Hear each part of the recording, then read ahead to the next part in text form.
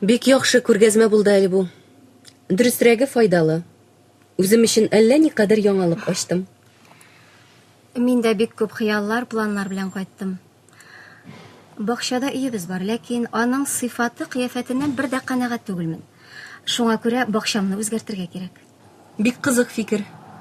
Бакчаларыбызның дизайнын эшләргә кирәк безгә. Нәрсәдән башлыйбыз? Башта дизайн проект эшлик. Бакчабыз урман эчендә, сезнеке кайда? Бакчабыз урманнардан ерак урнашкан. Тик яныбызда бик матур бер күл бар. Хәзер мин сиңа рәсемен күрсәтәм.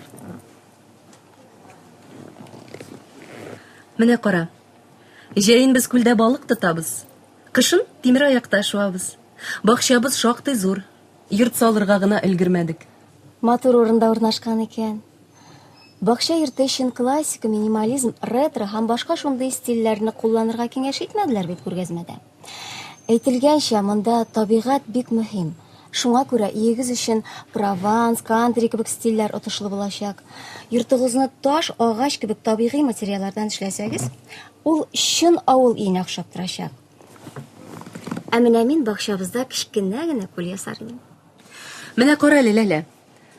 Ни бары 1 метрга 1 метр чамасы зурлыктагы күл чәчәккә күмелгән бакчаңны рәхәтләнеп ял итәрлек сихри почмакка әйләндерәчәк.